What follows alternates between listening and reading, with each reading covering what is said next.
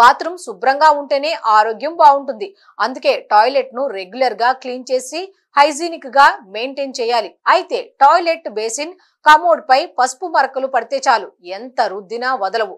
చూడటానికి చిరాగ్గా మురికిగా అనిపిస్తూ బాత్రూమ్ మొత్తం కంపు కొడుతుంది. ఈ మొండి మరకలు ఎక్కువగా నీళ్లు నిల్చే చోట, అంచుల కింద, అడుగు భాగంలో పేరుకుపోతాయి. హార్డ్ వాటర్, యూరిన్ పేరుకుపోవడం, బ్యాక్టీరియా వల్లే ఈ సమస్య అంతా. అయితే ఈ ప్రాబ్లం కు చీప్ అండ్ బెస్ట్ సొల్యూషన్స్ ఉన్నాయి. అవేంటో చూద్దాం. లిక్విడ్ సోడా, పటిక. ఒక బాటిల్ లిక్విడ్ సోడాను బకెట్ లో పోయాలి. అందులో పటిక పొడి వేసి బాగా కలపాలి.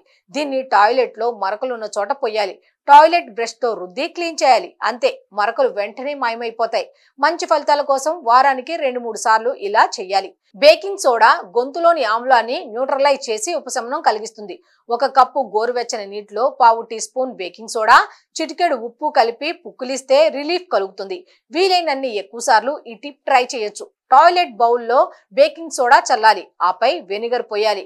అవి నురగలు కక్కుతూ మురికిని వదిలిస్తాయి, దుర్వాసన పోగొడతాయి. కొద్దిసేపు అలా వదిలేసి ఆపై రుద్ది ఫ్లష్ చేయాలి. మరీ మొండి మరకలైతే బేకింగ్ సోడా బదులు బోరాక్స్ వాడాలి. బోరాక్స్ నీటితో కలిసి హైడ్రోజన్ పెరాక్సైడ్ గా మారుతుంది. ఇది సహజంగా ఉపరితలాలను తెల్లగా చేస్తుంది. హైడ్రోజన్ పెరాక్సైడ్ ను సహజ సిద్ధమైన క్రిమి సంహారిణిగా వాడొచ్చు. ఇది బ్యాక్టీరియాను చంపి మరకలను తొలగిస్తుంది.